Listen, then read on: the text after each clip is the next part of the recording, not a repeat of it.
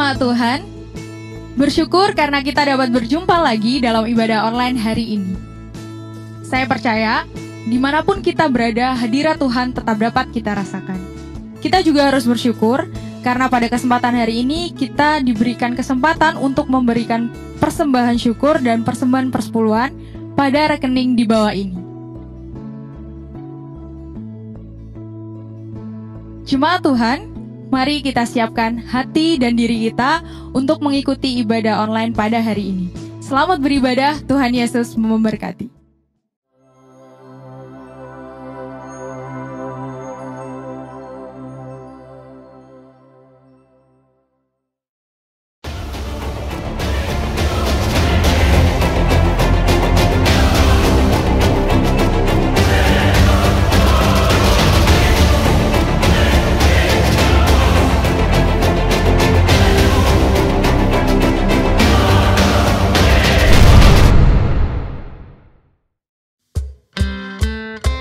Shalom jemaat Tuhan yang ada di rumah. Saya mengundang untuk sama-sama kita bangkit berdiri untuk kita boleh memuji dan memuliakan Tuhan kita.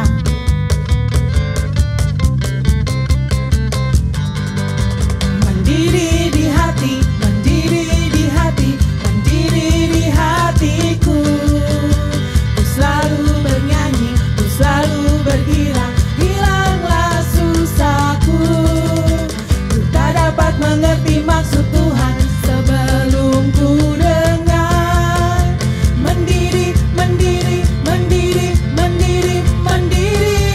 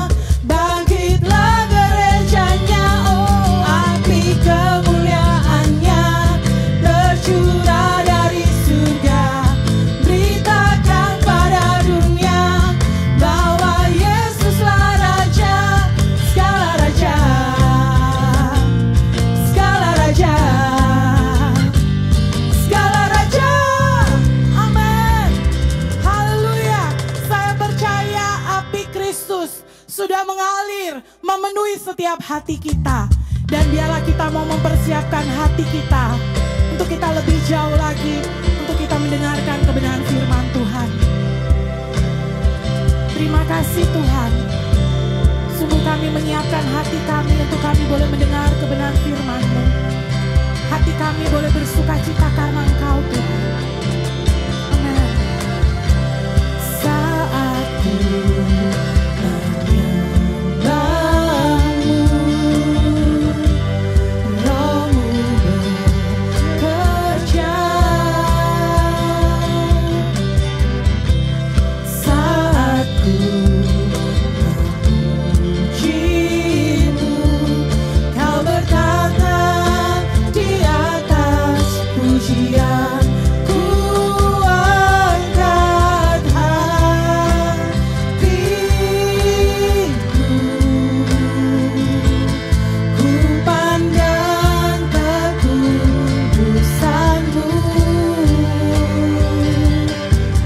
Saat ku sembah, ku puji-Mu, ku rasakan kehadiran-Mu Tuhan. Ku angkat hatiku, ku pandang kekudusan-Mu. Saat ku sembah, ku puji-Mu, ku rasakan kehadiran-Mu Tuhan. Mari jemaat Tuhan angkat pujian ini dari awal. Saat ku menyembah-Mu, saat ku menyembah-Mu,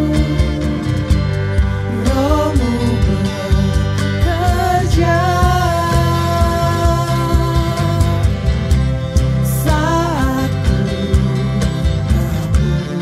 memuji-Mu, Kau bertata di atas pujian. Ku angkat hatiku,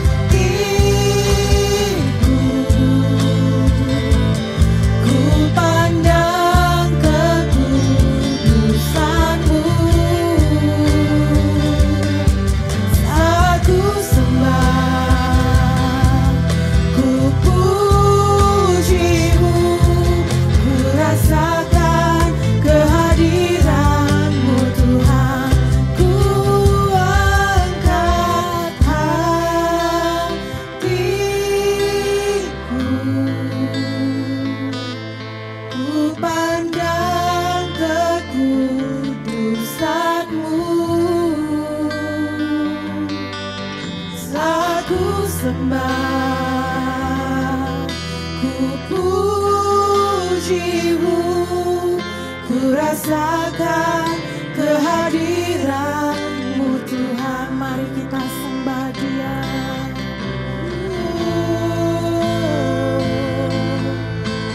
Kami rasakan Engkau hadir, hadir di tengah kami. Terima kasih Allah Roh Kudus. Saat kami menyembah-Mu, saat kami memuji-Mu, Kau hadir.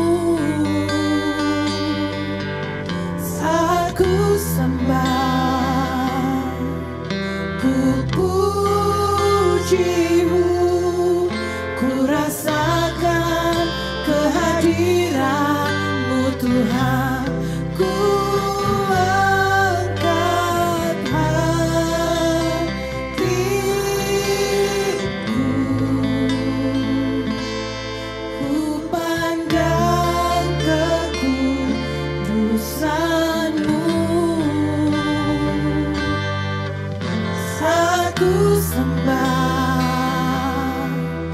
ku puji-Mu, ku rasakan kehadiran, ku angkat hatiku,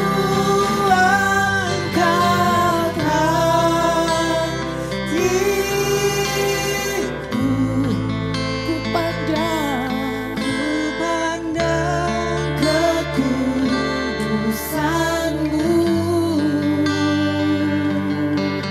Saat ku sembah,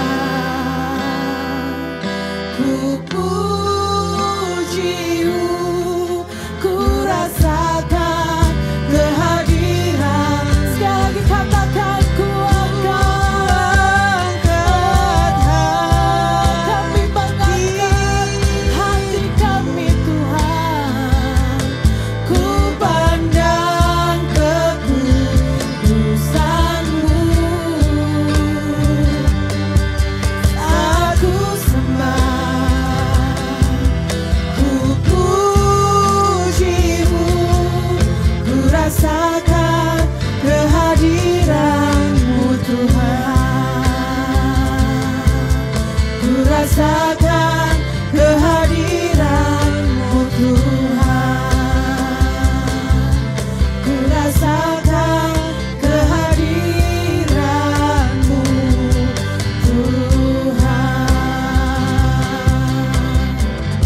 Terima kasih Tuhan, terima kasih Allah Roh Kudus. Berbicaralah Engkau bagi setiap kehidupan kami. Terima kasih Tuhan.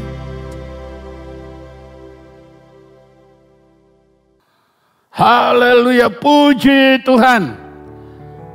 Bapak Ibu Saudara sekalian yang Tuhan kasihi, selamat kita bertemu lagi dalam ibadah minggu pada saat ini. Sebelum kita masuk lebih dalam pemberitaan firman Allah, mari kita sebentar tunduk kepala, kita berdoa. Kita berdoa. Maha besar Bapa di surga, Bapa yang kami panggil dalam nama Yesus Kristus Tuhan dan Juru Selamat kami yang hidup. Saat ini kami merindukan Engkau dalam kehidupan kami hari lepas hari. Karena itulah ya Tuhan, kami minta agar supaya Engkau berfirman melalui hamba-Mu untuk kami sekalian, agar supaya kami tetap berjalan dalam rancangan Allah. Di tengah-tengah situasi apapun juga, kami percaya kalau Tuhan beserta dengan kami, maka kami akan terus berkemenangan. Berfirmanlah ya Bapa, karena kami semua sedia mendengar dan melakukan dalam kehidupan kami sekarang, sampai Maranatha Tuhan datang kembali. Dalam nama Yesus, kami sudah berdoa dan sambut firman-Mu dengan sukacita. Haleluya. Amin. Puji Tuhan. Bapak Ibu Saudara sekalian yang Tuhan kasihi, saya ucapkan selamat Hari Pencurahan Roh Kudus. Hari ini kita semua mengingat kembali bagaimana suasana dalam pencurahan Roh Kudus. Bapak Ibu yang sudah pernah ke Israel pasti bisa menghayati dengan baik ketika pencurahan Roh Kudus terjadi di loteng di Yerusalem. Lalu murid-murid yang menanti di sana mereka penuh dengan Roh Allah. Lalu mereka berbicara dengan bahasa-bahasa yang diilhamkan oleh Roh itu sendiri. Sehingga gemparlah Yerusalem pada waktu itu. Kita baca dalam Kisah Rasul pasal 2. Ayat 1 sampai dengan ayat 4.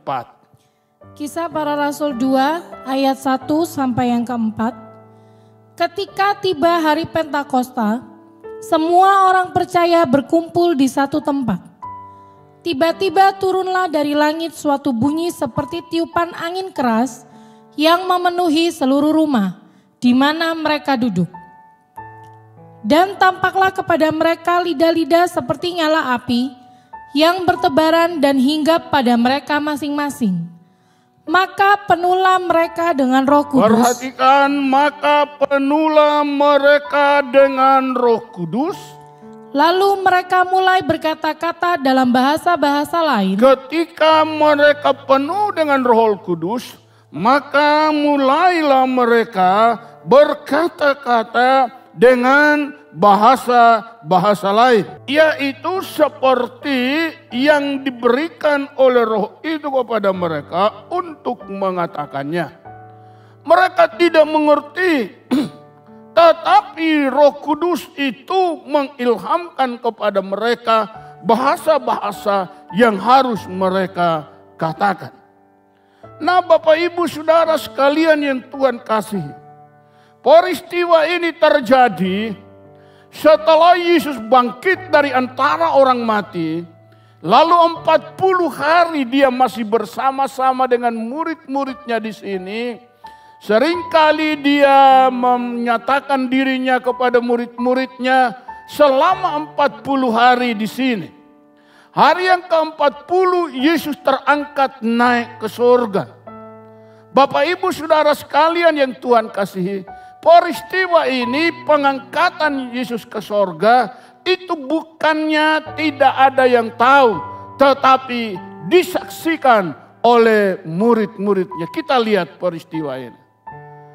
Nah, Yesus terangkat naik ke surga. Dia berjanji pergi untuk menyediakan tempat bagimu. Setelah 10 hari kemudian maka dicurahkannya Roh Kudus. Kita lihat, inilah hari pencurahan Roh Kudus. Nah, saudara Bapak Ibu sekalian, setelah 10 hari kemudian maka Roh Kudus itu dicurahkan seperti lidah-lidah api hinggap ke atas mereka yang berjumlah kurang lebih 120 orang yang berada di loteng di Yerusalem. Mereka semua penuh dengan Roh Allah. Dan peristiwa inilah Bapak Ibu sekalian, disinilah pembukaan meterai pertama.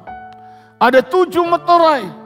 Dan meterai pertama dibuka lewat peristiwa loteng Yerusalem, yaitu pencurahan kuasa Roh Kudus dimulai dengan 120 orang yang menunggu janji Bapa. Maka ketika meterai pertama itu dibuka, kita baca Wahyu pada pasal 6 ayat 1 dan ayat 2. Maka aku melihat anak domba itu membuka yang pertama dari ke-7 meterai itu. Perhatikan, anak domba itu membuka meterai yang pertama dari ke-7 meterai itu.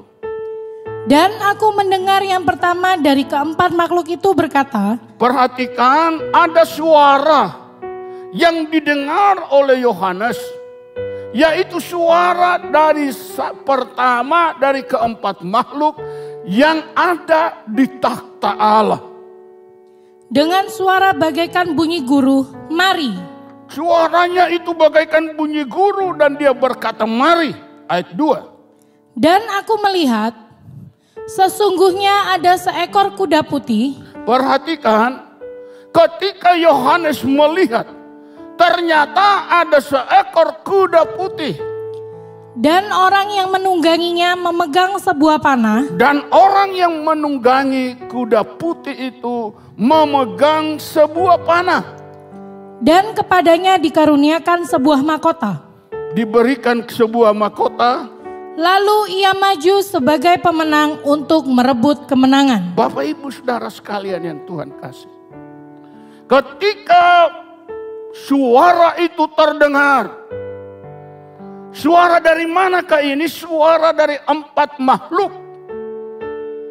Satu makhluk bersuara keras seperti bunyi guru. Dan dia berkata, mari. Maka keluarlah kuda putih.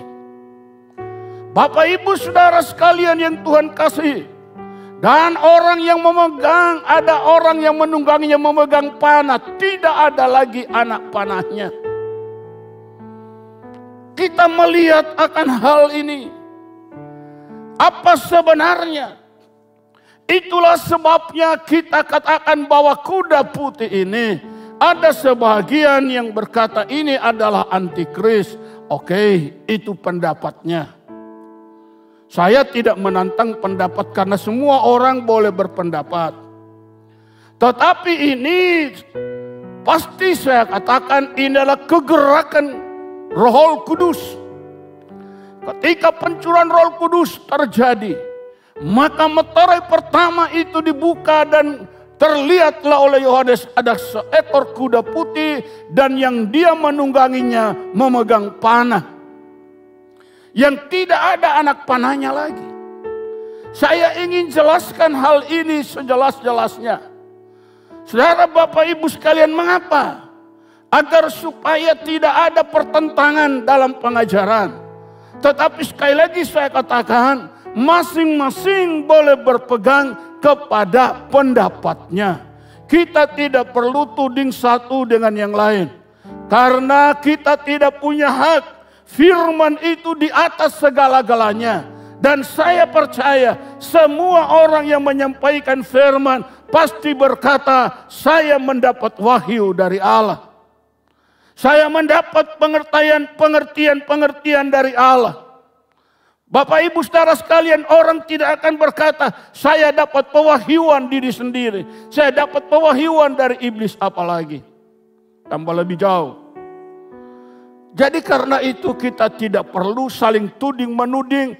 Tetapi peganglah, kata firman Allah berkata, peganglah yang ada padamu sampai aku datang. Yesuslah yang berhak menentukan. Yesuslah yang berhak menjatuhkan mana yang benar, mana yang tidak benar. Bapak Ibu saudara sekalian yang Tuhan kasih, ada banyak orang berdebat dengan firman Allah. Saya katakan kita tertipu oleh iblis. Karena perdebatan itu tidak pernah mendatangkan keuntungan. Menang atau kalah, tetap kalah. Mengapa? Menang atau kalah dalam perdebatan, kita tetap mempermalukan nama Tuhan. Jadi mana yang menang? Gak ada. Nama Tuhan terus dipermalukan. Kecuali kalau kita berkata, Yesus itu bukan Tuhan. Nah, itu berani kita debat.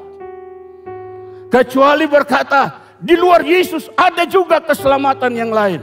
Nah, itu Bapak Ibu sekalian. Tetapi kalau kita semua percaya Yesus adalah Tuhan. Kalau kita semua percaya Dialah Rajanya segala raja, Tuhan di atas segala Tuhan. Dia adalah juru selamat dunia satu-satunya. Kenapa kita mesti berdebat? Nah, mari Bapak Ibu kita lihat. Kita perhatikan kenapa kuda putih ini harus keluar. Karena di dalam Injil Matius pada pasal 24. Saudara, kita baca ayat yang keempat. Matius 24 ayatnya yang keempat. Demikian firman Tuhan. Jawab Yesus kepada mereka. Jawab Yesus kepada mereka. Waspadalah. Yaitu kepada murid-muridnya. Waspadalah katanya. Supaya jangan ada orang yang menyesatkan kamu. Supaya jangan ada orang yang menyesatkan kamu. Kenapa? Ayat 24. Matius 24 ayat 24. Sebab Mesias palsu dan nabi-nabi palsu. Ada Mesias palsu dan ada nabi-nabi palsu. Akan muncul dan mereka akan mengadakan tanda-tanda yang dahsyat dan mujizat-mujizat. Sehingga sekiranya mungkin mereka menyesatkan orang-orang pilihan juga. Sekiranya mungkin mereka akan menyesatkan orang-orang pilihan juga. Bapak Ibu saudara sekalian yang Tuhan kasih. Maka Bapak Ibu sekalian kita perhatikan. Palsu itu sama dengan bohong.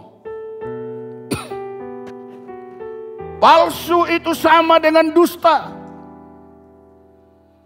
Karena itu Kristus palsu sama dengan Kristus pembohong. Nabi palsu sama dengan nabi pembohong. Bapak Ibu saudara sekalian yang Tuhan kasih. Maka saat ketika kuda putih, kegerakan Roh Allah bekerja, maka dialah yang akan membuka kedok-kedok setan. Kuasa Roh Kudus akan mengungkapkan, membuka semua kedok-kedok iblis lewat karunia-karunia Roh Kudus.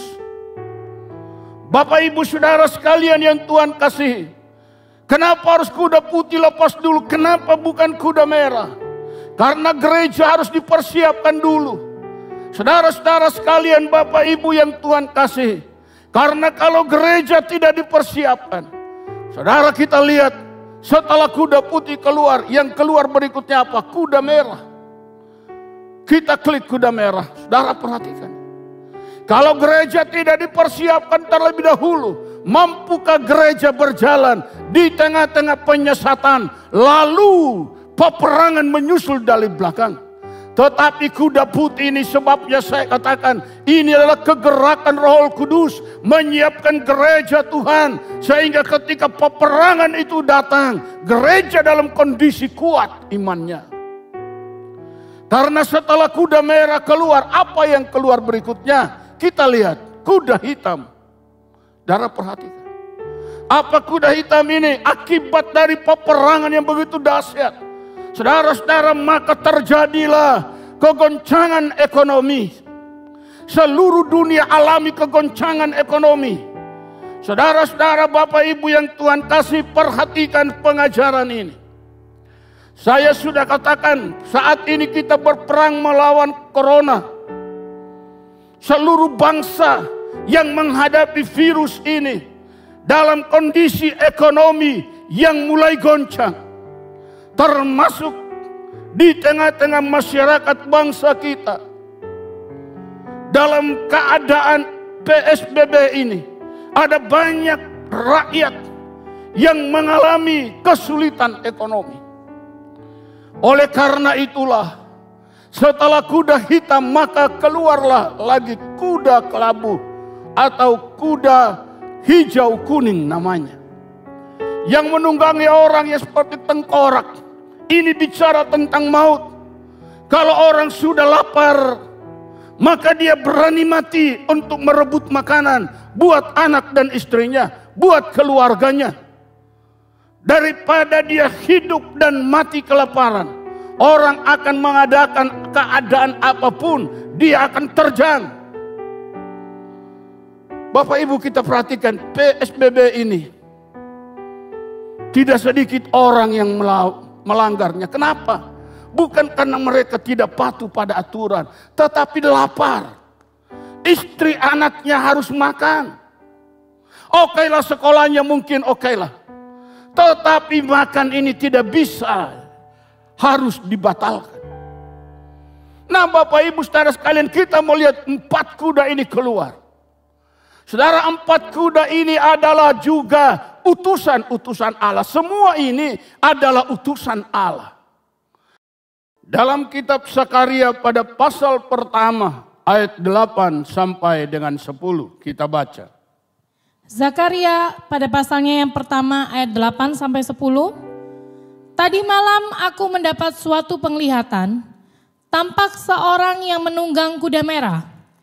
Dia sedang berdiri di antara pohon-pohon murat yang di dalam jurang. Perhatikan firman Allah berkata, Zakaria melihat, tampaklah pada malam itu dia melihat adanya kuda merah.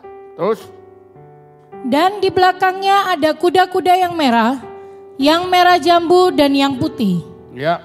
Maka aku bertanya, apakah arti semuanya ini ya Tuanku? Apa arti semua ini Tuanku? Lalu malaikat yang berbicara dengan aku itu menjawab, aku ini akan memperlihatkan kepadamu apa arti semuanya ini. Ya, lalu dikatakan aku akan memperlihatkan kepadamu apa arti semuanya ini. Orang yang berdiri di antara pohon-pohon murat itu mulai berbicara, katanya, inilah mereka semua yang diutus Tuhan untuk menjelajahi bumi. Nah, mereka semua ini adalah utusan Allah untuk menjelajahi bumi. Bapak Ibu Saudara sekalian yang Tuhan kasihi, ini bukan utusan iblis, ini utusan Allah. Bapak Ibu Saudara sekalian yang Tuhan kasihi, di dalam Zakaria pada pasal 6 kita membaca ayat pertama sampai ayat yang ke-7. Zakaria pada pasalnya yang ke-6, ayat yang pertama sampai yang ke-7. Aku melayangkan mataku pula, maka aku melihat. Tampak keluar 4 kereta dari antara 2 gunung. Ada 4 kereta yang keluar dari antara 2 gunung. Adapun gunung-gunung itu adalah gunung-gunung tembaga. Kereta pertama ditarik oleh kuda merah. Kereta pertama ditarik oleh kuda merah. Kereta kedua oleh kuda hitam. Kereta kedua ditarik kuda hitam. Kereta ketiga oleh kuda putih. Kereta ketiga ditarik oleh kuda putih. Dan kereta keempat oleh kuda yang berbelang-belang dan berloreng-loreng. Kereta yang keempat ditarik oleh kuda yang berbelang-belang dan berloreng-loreng. Berbicaralah aku kepada malaikat yang berbicara dengan aku itu. Apakah arti semuanya ini, Tuanku? Nah, apa arti semuanya ini? Berbicaralah malaikat itu kepadaku. Lalu malaikat itu berbicara. Semuanya ini keluar ke arah keempat mata angin. Sesudah mereka menghadap kepada Tuhan seluruh bumi. Nah saudara, 4 kereta ini siap untuk pergi ke 4 mata angin. Tetapi sebelum mereka berangkat, mereka menghadap Allah seluruh bumi. Mereka menghadap dulu Tuhan seluruh bumi. Mengapa mereka menghadap Tuhan? Tentunya mereka minta petunjuk-petunjuk pelaksanaan tugas yang akan mereka jalankan di bumi. Itulah sebabnya mereka menghadap Tuhan seluruh bumi. Terus? Yang ditarik oleh kuda hitam itu keluar ke tanah Yang utara. kuda hitam ke tanah utara. Yang putih itu keluar ke arah barat. Putih ke barat. Yang berbelang-belang itu keluar ke tanah selatan. Iya. Dan yang merah itu keluar gelisah untuk pergi, hendak menjelajahi bumi. Lalu berkatalah ia, pergilah, jelajahilah bumi. Maka mereka menjelajahi bumi. Maka mereka menjelajahi bumi. Bapak ibu saudara sekalian yang Tuhan kasihi. 4 kuda ini adalah utusan Allah. Dan sebelum mereka pergi, mereka menghadap dulu kepada Tuhan seluruh bumi. Untuk apa? Saya percaya mereka minta petunjuk sekali lagi untuk melaksanakan tugas yang mereka emban dari Tuhan. Luar biasa. Dan Bapak Ibu sekalian, tugas dari kuda putih adalah mempersiapkan gereja. Kenapa? Karena di dalam Injil Matius pada pasal 24 ayat 4 dan ayat 24 berkata, karena adanya nabi palsu dan Mesias-Mesias palsu mengadakan mujizat-mujizat dan tanda-tanda heran, maka mereka menarik banyak orang. Kalau perlu orang pilihan juga akan diseretnya. Tetapi itulah sebabnya kuda putih dilepas terlebih dahulu untuk persiapkan gereja. Saudara-saudara, ini bicara tentang kegerakan Roh Kudus. Yesus sebelum terangkat naik ke sorga, dia berkata, aku akan minta penolong yang lain untuk supaya Bapa berikan kepadamu dan Allah berikan penolong, yaitu Roh Kudus. Yaitu adalah pemenang. Allah tidak berikan penolong lain, tetapi Roh Kudus. Saudara lihat. Karena itu kita perhatikan di dalam Wahyu pada pasal 6 ayat 1 dan 2. Wahyu pada pasalnya yang ke-6 ayat pertama dan yang kedua. Maka aku melihat anak domba itu membuka yang pertama dari ke-7 meterai itu. Perhatikan, anak domba itu bicara tentang Yesus Kristus sendiri. Dia membuka meterai pertama dari ke-7 meterai itu. Dan aku mendengar yang pertama dari keempat makhluk itu berkata dengan suara bagaikan bunyi guru. Lalu Yohanes mendengar ada suara dari makhluk yang pertama dari keempat makhluk itu dengan suara bagaikan bunyi guru. Tentu suara ini besar, keras terdengarnya. Berkata apa? Mari. Mari. Dan aku melihat Sesungguhnya ada seekor kuda putih dan orang yang menungganginya memegang sebuah panah. Nah saudara, ternyata ketika suara itu berteriak seperti bunyi guru, "Mari!" maka keluarlah seekor kuda putih dan orang yang menungganginya, dia memegang panah tetapi tidak ada anak panahnya. Dan kepadanya dikaruniakan sebuah mahkota. Lalu kepada digunakan sebuah mahkota. Lalu ia maju sebagai pemenang untuk merebut kemenangan. Dia pemenang. Roh Kudus itulah pemenang. Saudara, Bapak Ibu sekalian, ketika Yesus mati dikubur, maka Roh Kuduslah yang mengambil alih, membangkitkan Yesus dari antara orang mati. Yesus dan Roh Kudus itu ada kerjasama yang begitu erat. Oleh karena itu ketika Yesus terangkat naik ke sorga, dia berkata kepada murid-muridnya, "Aku minta penolong yang lain." Siapa yang diminta Yesus kepada Bapa? Roh Kudus. Kenapa? Karena hati Yesus dan hati Roh Kudus itu satu. Hati Yesus, Roh Kudus dan Bapa itu satu.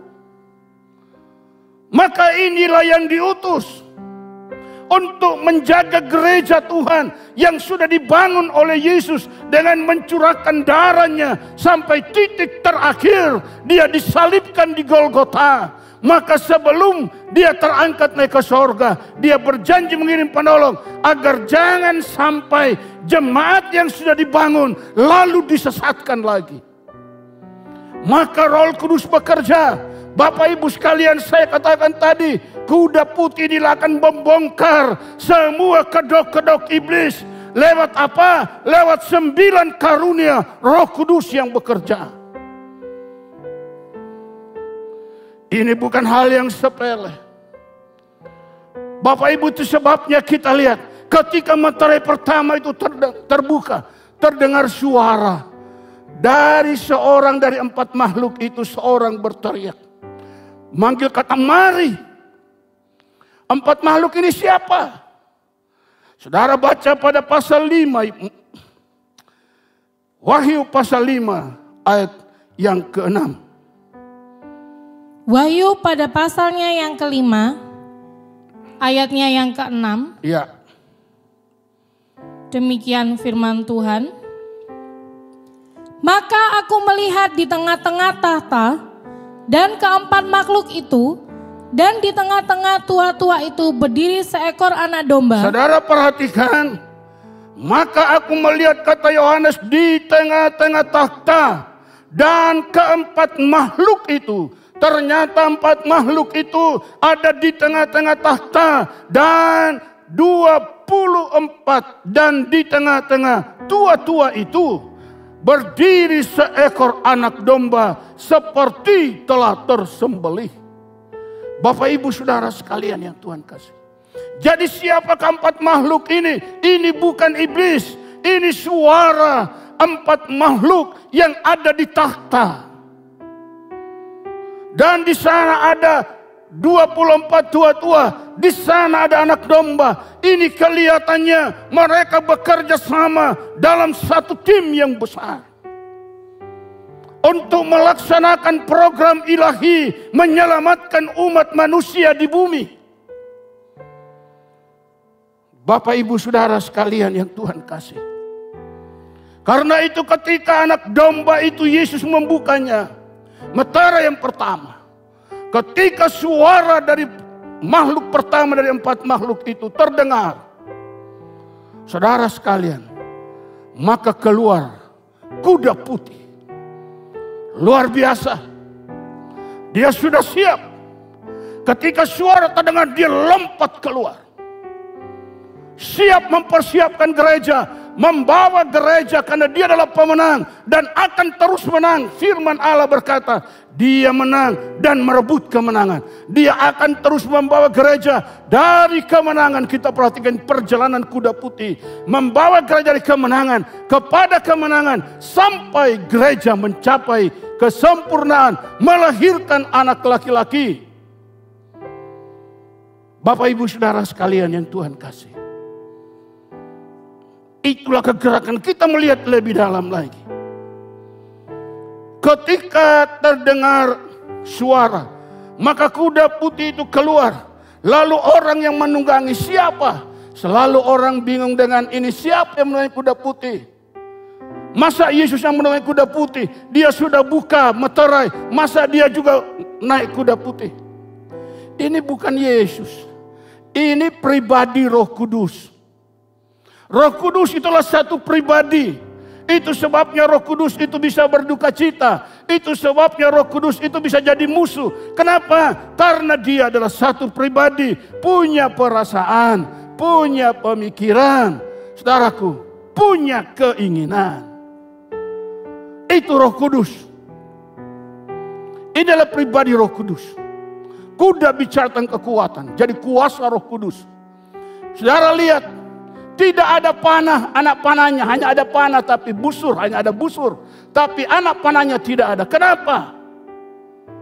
Anak panahnya itu sudah diluncurkan.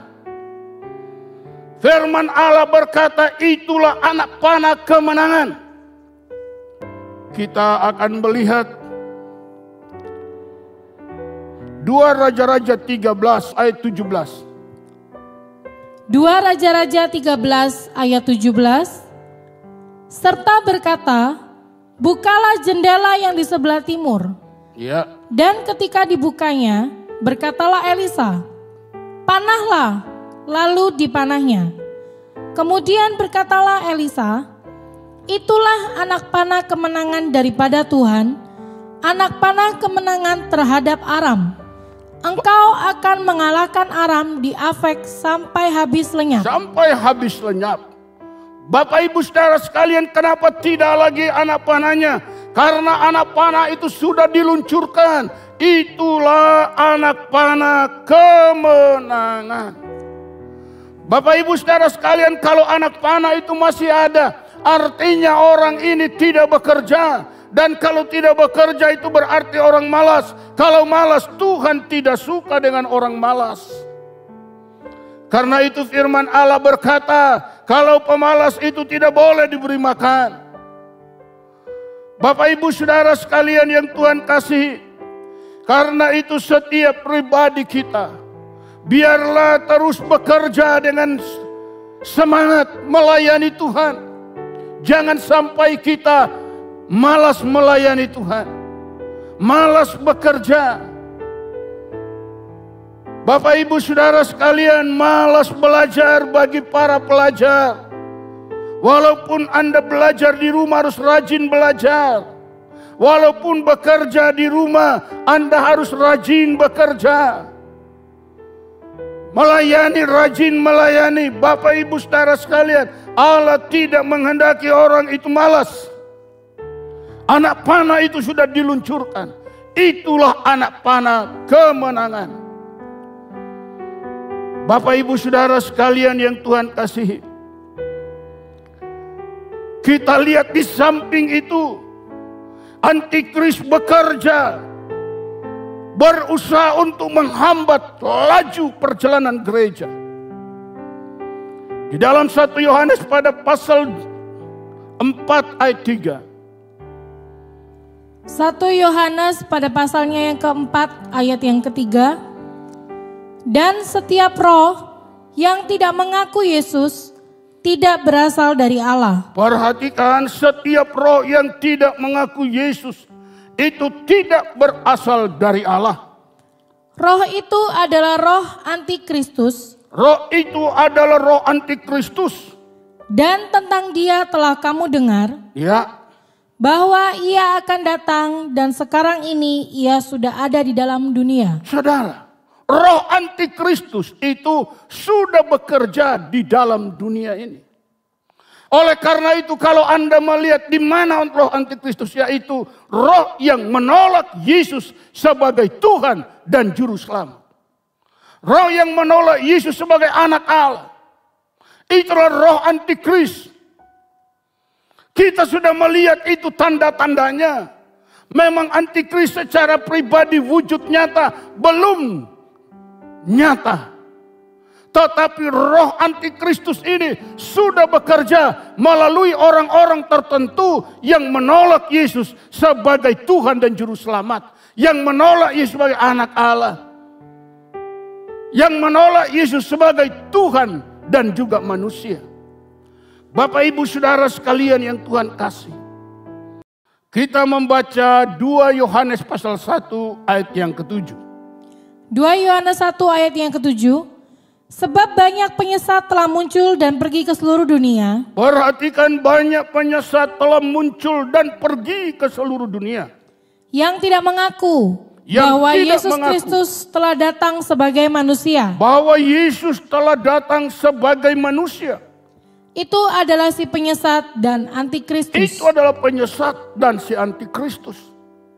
Bapak Ibu Saudara sekalian, oleh karena itulah Bapa utus kuda putih untuk mempersiapkan gereja, membawa gereja dari kemenangan kepada kemenangan. Kalau enggak, kedok daripada iblis ini tidak bisa terbuka, karena mereka menurunkan api dari langit, mereka mengadakan mujizat-mujizat. Mari kita baca Kisah Rasul pasal 5 ayat 1 sampai dengan ayat 10. Kisah Para Rasul 5 ayat pertama sampai yang 10. Ada seorang lain yang bernama Ananias. Ia beserta istrinya Safira menjual sebidang tanah. Dengan setahu istrinya, ia menahan sebagian dari hasil penjualan itu, dan sebagian lain dibawa dan diletakkannya di depan kaki rasul-rasul. Tetapi Petrus berkata, Ananias, mengapa hatimu dikuasai iblis, sehingga engkau mendustai Roh Kudus dan menahan sebagian dari hasil penjualan tanah itu? Selama tanah itu tidak dijual, bukankah itu tetap kepunyaanmu? Dan setelah dijual, bukankah hasilnya itu tetap dalam kuasamu? Mengapa engkau merencanakan perbuatan itu dalam hatimu? Engkau bukan mendustai manusia, tetapi mendustai Allah. Ketika mendengar perkataan itu, rebahlah Ananias dan putuslah nyawanya. Maka sangatlah ketakutan semua orang yang mendengar hal itu. Perhatikan Bapak Ibu Saudara sekalian yang Tuhan kasih. Ketika Ananias membawa persembahan di rumah ibadah, di mana Petrus sementara berkhotbah, dia bawa persembahan hasil jual sebidang tanahnya, mau diletakkan di kaki Petrus sebagai rasul Tuhan. Tetapi Petrus berkata apa? Seharusnya Petrus berkata, terima kasih Pak Ananias sudah membantu pekerjaan Tuhan. Tetapi apa dikatakan Petrus?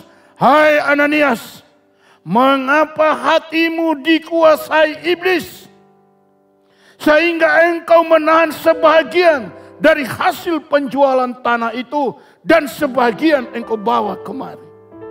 Bapak Ibu Saudara sekalian, kejujuran, ketulusan untuk memberikan persembahan kepada Allah itu harus nyata dalam kehidupan kita. Supaya apa? Apa yang kita persembahkan itu menjadi berkat.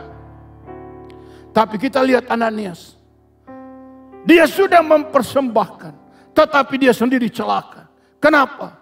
Persembahannya tidak benar. Dia datang dengan dusta. Dia mempersembahkan hasil dari penjualan tanah itu. Separuh dibawanya, lalu separuh dibawa lagi ke kaki rasul-rasul. Dengan gagah mungkin Ananias berpikir, aku akan mendapat sanjungan di tempat rumah ibadah nanti, karena aku bawa uang banyak ditaruh di kaki rasul. Dia tidak sadar bagaimana Petrus penuh dengan Roh Kudus. Tidak ada yang tertutup, semua terbuka. Kalau Roh Kudus bekerja dalam gereja, tidak ada yang tertutup. Semua kedok setan, saya sudah katakan tadi, kegerakan kuda putih akan membongkar semua kedok-kedok iblis yang ada di dalam bait Allah. Kedok-kedok iblis yang ada di dalam kehidupan umat manusia, semua akan dibuka. Kita lihat di sini Ananias. Petrus menuding iblis ada dalam hati Ananias. Oleh sebab itulah Amsal Soleman pasal 4 ayat 23 berkata, jaga hatimu dengan segala kewaspadaan, karena dari situlah akan muncul kehidupan. Amsal pasal yang keempat, ayat 23. Amsal pasal yang keempat, ayat yang ke-23. Jagalah hatimu dengan segala kewaspadaan, karena dari situlah terpancar kehidupan. Jaga hatimu dengan segala kewaspadaan, karena dari situ memancar kehidupan. Oleh karena itulah setan bekerja ingin mengendalikan hati manusia, ingin mengendalikan hati kita. Bapak Ibu sekalian, mari kita belajar jujur di hadapan Allah. Kalau Anda mempersembahkan sesuatu kepada Tuhan, persembahan itu harus tulus. Kalau Anda memberikan 1/10 hasil dari penghasilan saudara, persembahkanlah 1/10 itu dengan jujur. Karena kalau tidak, itu tidak akan menjadi berkat. Bapak Ibu Saudara sekalian yang Tuhan kasihi, saya ingatkan ini. Mengapa? Karena saya percaya Tuhan sudah mau datang. Memang kita tidak tahu tanggal berapa, tahun berapa, tetapi tanda-tanda ini akan mengingatkan kita kepada firman Allah, bahwa kalau hal-hal ini mulai terjadi, kata Tuhan, ingatlah bahwa kedatanganku sudah di ambang pintu. Sebagai umat Allah, mari kita peka. Saudara, Bapak, Ibu, Saudara sekalian, dan saya katakan, virus ini akan menyadarkan gereja bahwa tidak ada satu yang bisa menolong. Kita mesti lari kepada Allah. Sehingga ada orang mengarang pujian, hanya bisa lari kepada Tuhan. Kekasih-kekasih Maha Tuhan, saya dibatasi oleh waktu untuk menjelaskan banyak hal kepada kita semua pada kesempatan ini. Tetapi kita masih punya kesempatan berikutnya. Anda bisa ikuti terus pemberitaan firman Allah tentang peristiwa akhir zaman. Mengenai kedatangan Yesus pada kali yang kedua akan didahului dengan banyak peristiwa-peristiwa yang akan terjadi. Bapak, Ibu, Saudara sekalian, jaga hati dengan segala kewaspadaan. Oleh sebab itu, Efesus 4 ayat 27 sampai 32. Efesus 4 ayatnya yang ke-27 sampai 32. Dan janganlah beri kesempatan kepada iblis. Jangan beri kesempatan kepada iblis. Orang yang mencuri, janganlah ia mencuri lagi. Ya, orang mencuri jangan mencuri lagi. Tetapi baiklah ia bekerja keras dan melakukan pekerjaan yang baik dengan tangannya sendiri. Ya. Supaya ia dapat membagikan sesuatu kepada orang yang berkekurangan. Janganlah ada perkataan kotor keluar dari mulutmu. Jangan ada perkataan kotor keluar dari mulutmu. Tetapi pakailah perkataan yang baik untuk membangun, di mana perlu, supaya mereka yang mendengarnya beroleh kasih karunia. Ayat 30. Dan janganlah kamu mendukakan Roh Kudus Allah. Jangan mendukakan Roh Kudus Allah. Bapak, Ibu, Saudara sekalian, Roh Kudus ada pada kita semua. Mari jangan dukakan Roh Kudus Allah dengan perbuatan-perbuatan yang dusta, dengan perbuatan-perbuatan yang kosong. Saudara-saudara, dengan perkataan-perkataan yang kotor. Yang telah memeteraikan kamu menjelang hari penyelamatan. Roh Kudus itu telah memeteraikan kita menjelang hari penyelamatan. Yesus akan datang pada kali yang kedua. Anda dan saya dimeteraikan dengan Roh Kudus. Dijamin bahwa kita akan dibawa dalam kemuliaan yang besar. Terus, segala kepahitan. Karena itu segala kepahitan, kegeraman, kemarahan, pertikaian, dan fitnah, hendaklah dibuang dari antara kamu. Semua itu biar kita buang dari hati kita. Demikian pula segala kejahatan. Bapak, Ibu, Saudara sekalian yang Tuhan kasih, mari kita perhatikan dan hal ini. Ketika Roh Kudus bekerja, karunia-karunia Allah akan bekerja, maka hati kita akan terbaca. Sehingga tidak ada lagi dosa yang bisa tinggal berdiam, bercokol di hati kita masing-masing. Mari izinkan Roh Allah bekerja. Dan izinkan karunia-karunia Allah bekerja. agar supaya Yesus datang pada kali yang kedua, kita semua akan dibawa, diangkat oleh dua sayap burung nasar, masuk tempat yang disediakan oleh Allah, dipersiapkan untuk terangkat dalam kemuliaan yang besar, pertemuan di udara. Waktu berikutnya saya akan jelaskan tentang hal itu. Tetapi saudara, kita lompat langsung kepada Kisah Rasul pasal 6. Ayat penutupnya ayat 16 sampai 18. Kisah Para Rasul 16. Ya. Ayat yang ke-16 sampai 18. Ya. Pada suatu kali ketika kami pergi ke tempat sembahyang itu, kami bertemu dengan seorang hamba perempuan yang mempunyai roh tenung. Dengan tenungan-tenungannya, tuan-tuannya memperoleh penghasilan besar. Ia mengikuti Paulus, dan kami dari belakang sambil berseru, katanya, orang-orang ini adalah hamba Allah yang maha tinggi. Mereka memberitakan kepadamu jalan kepada keselamatan. Hal itu dilakukannya beberapa hari lamanya. Tetapi ketika Paulus tidak tahan lagi akan gangguan itu, ia berpaling dan berkata kepada roh itu, demi nama Yesus Kristus, aku menyuruh engkau keluar dari perempuan ini. Seketika itu juga keluarlah roh itu. Perhatikan saudara. Kalau tidak ada Roh Kudus yang bekerja dalam pribadi Paulus, maka mereka pikir wanita itu atau perempuan ini mendukung pelayanan mereka. Kenapa? Karena perempuan ini terus berteriak, orang-orang ini adalah hamba Allah yang maha tinggi, dan mereka memberitakan jalan keselamatan untuk kamu. Kan baik toh? Tetapi Paulus tidak tahan. Dan akhirnya dia bertindak. Dan dia perintahkan roh jahat itu keluar dari wanita itu. Dan roh itu keluar. Bapak Ibu, kedok-kedok setan semua dibongkar. Tidak ada kedok setan yang tidak terbongkar kalau Roh Kudus mulai bekerja dan memimpin gerejanya, dan 9 karunia roh akan bekerja, maka semua kedok-kedok setan akan dibuka. Hati manusia akan terbaca dengan jelas.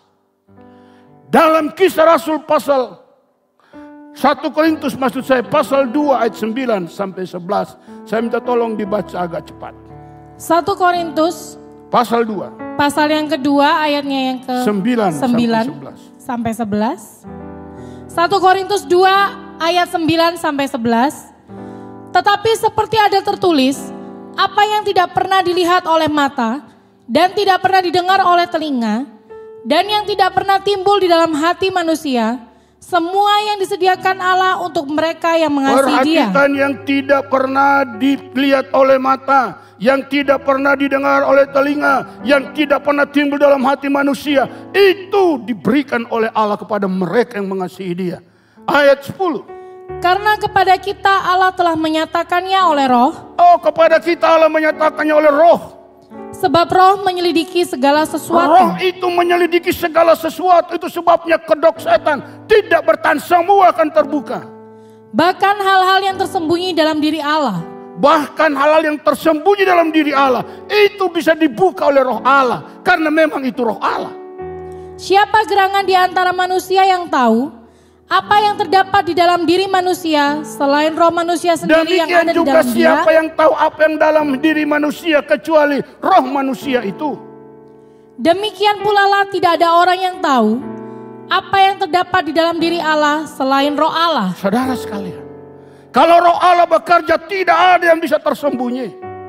Karena itu 9 karunia Allah harus bekerja dengan nyata dalam gereja Tuhan, supaya gereja bisa dibawa sampai kepada kesempurnaan. Nah, sekarang kita belum bahas tentang mahkota. Siapa yang mengaruniakan mahkota itu? Ya. Apakah ya antikris? Atau ibliskah mengaruniakan mahkota itu? Oh saudara, saya katakan tadi, di takhta itu ada 4 makhluk, ada anak domba, di takhta itu ada tua-tua. Bapak ibu saudara sekalian yang Tuhan kasih, Ini adalah satu tim. Saya katakan ini bahasa saya. Tidak ada ayatnya satu tim. Bahasa saya katakan ini sebuah tim yang mengerjakan dan melaksanakan pekerjaan Allah agar supaya firman Allah itu tidak kembali dengan sia-sia. Firman itu akan digenapi. Firman itu tidak akan kembali dengan sia-sia. Kekasih-kekasih Maha Tuhan. Oleh sebab itulah, orang yang mengaruniakan mahkota ini adalah orang yang ada di sekitar takhta itu. Saudara, itu adalah seorang pemenang. Pasti yang memberikan mahkota itu adalah seorang yang diberi penghargaan untuk memakaikan mahkota itu. Bukan orang biasa. Bukan sembarangan orang. Dan saya katakan, memang tidak disebut siapa yang memakai mahkota itu. Tapi saya percaya yang memakaikan mahkota adalah mereka yang ada di takhta itu. Salah satu di antara mereka. Bapak Ibu Saudara sekalian yang Tuhan kasih. Dan tidak menutup kemungkinan itu adalah yang duduk di takhta itu sendiri. Dialah yang turun yang memakaikan mahkota. Bapak Ibu Saudara sekalian yang Tuhan kasih, mengapa Paulus berkata, aku telah menangkan pertandingan dan sekarang mahkota kebenaran telah tersedia bagiku yang akan dikenakan pada waktunya oleh Tuhan yang adil. Jadi yang berhak memakai mahkota adalah Tuhan yang adil. Bapak Ibu Saudara sekalian, bukan antikris yang memakaikan mahkota itu, tapi Tuhan yang adil. Oleh sebab itulah saya ingatkan kepada kita semua gereja Tuhan, dalam menantikan kedatangan Yesus pada kali yang kedua, agar tidak bingung karena pengajaran demi pengajaran akan terus didengungkan di tengah-tengah masyarakat bangsa ini. Tetapi mari kita berpegang kepada apa yang tertulis di dalam firman Allah. Maka saya akhiri saat ini firman Allah sampai di sini. Kita akan sambung pada hari berikutnya atau minggu berikutnya, agar kita akan mengalami lebih jelas lagi. Tapi pesan saya sekali lagi, jaga hati saudara dalam menantikan Tuhan datang pada kali yang kedua. Biarlah hatimu beres, jangan menyimpan kepahitan, jangan menyimpan dusta, jangan melakukan kejahatan. Bereskan hati saudara, karena dari situlah datangnya kehidupan. Buanglah kepahitan, buanglah kejahatan, buanglah saudaraku hal-hal yang mendukakan Roh Kudus. Jangan beri kesempatan pada iblis. Jangan ada kepahitan di hati kita. Mari kita buang semua itu, untuk supaya kita menanti kedatangan Tuhan dengan hati yang bersih. Itu tanda bahwa kita mengasihi Tuhan.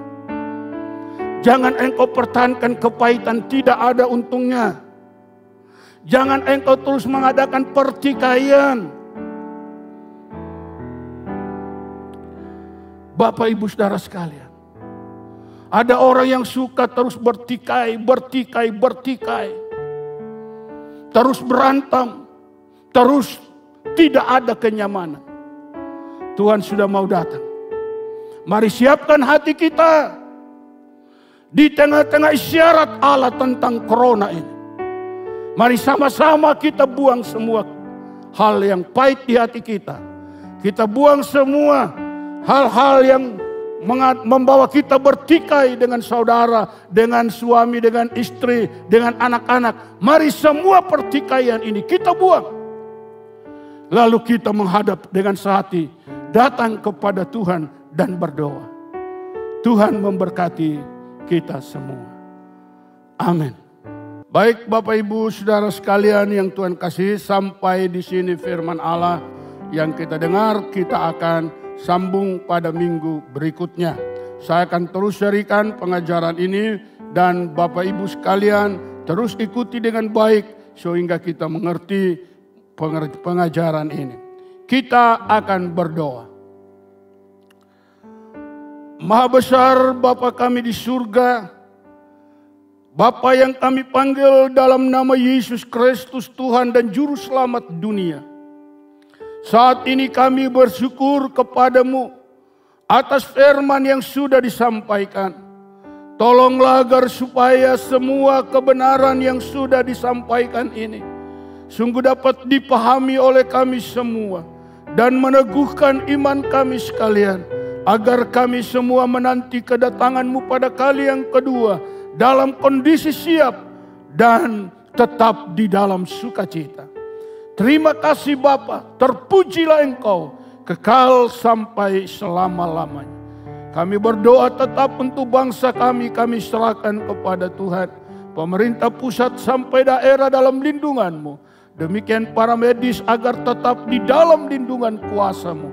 Bahkan seluruh jemaat dan semua umat yang percaya kepada Tuhan agar tetap berada dalam lindungan Allah.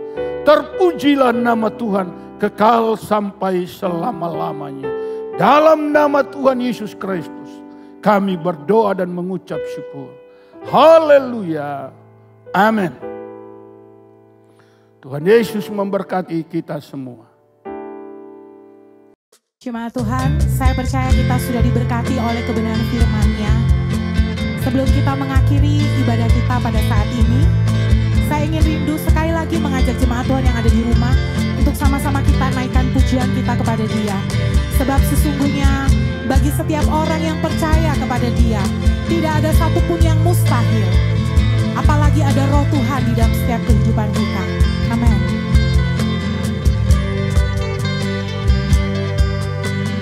Roh Kudus hadir di sini, mengalir di bait suci. Perkara ajaib pun terjadi, kuasa mujizat nyata, karena Roh Allah sedang bekerja. Roh Kudus hadir di sini,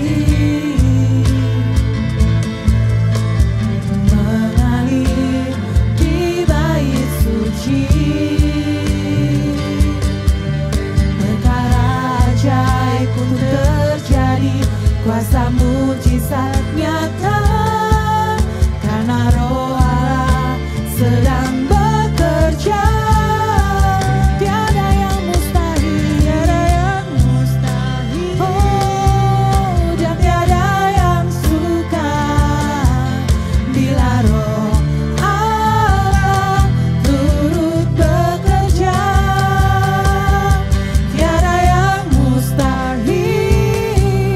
Bagi orang percaya, karena Roh Allah turut bekerja di antara kita.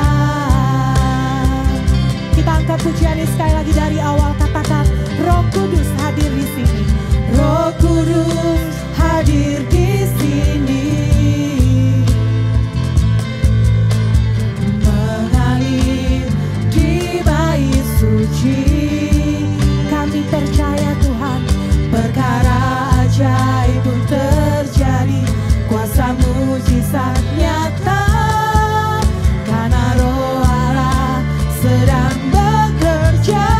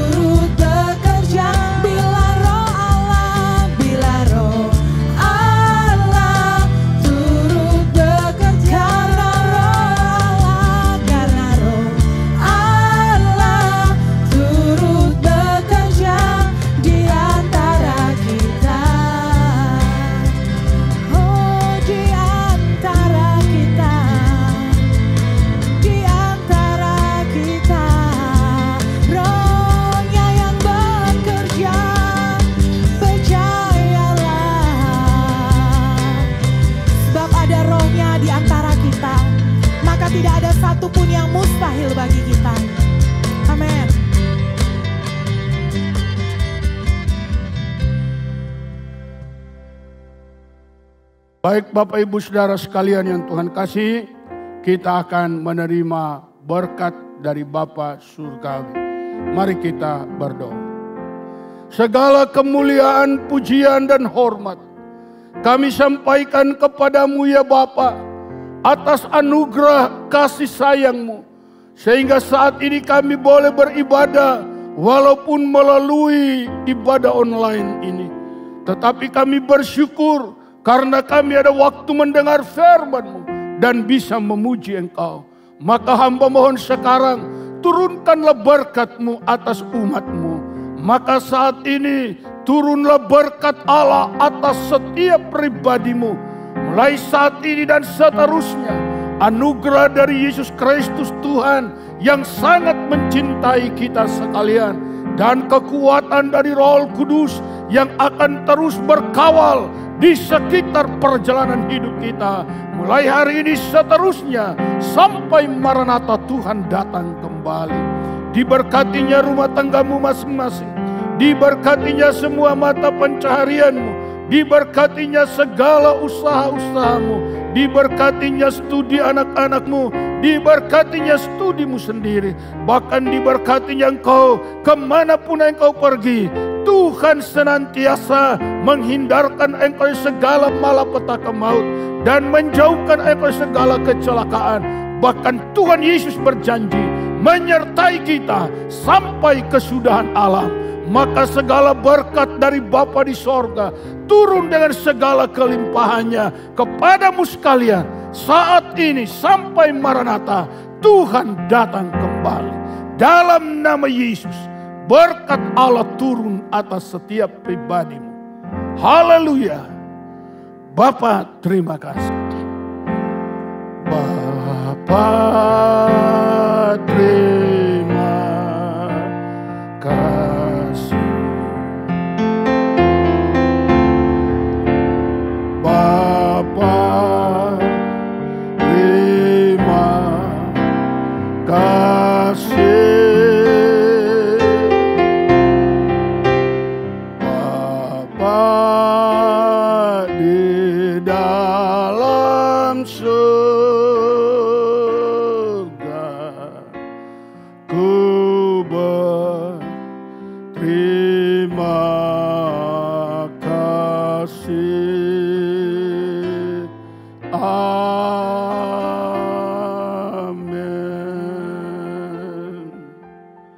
Amin.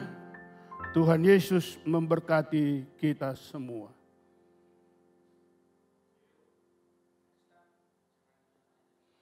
Oke ya, sudah.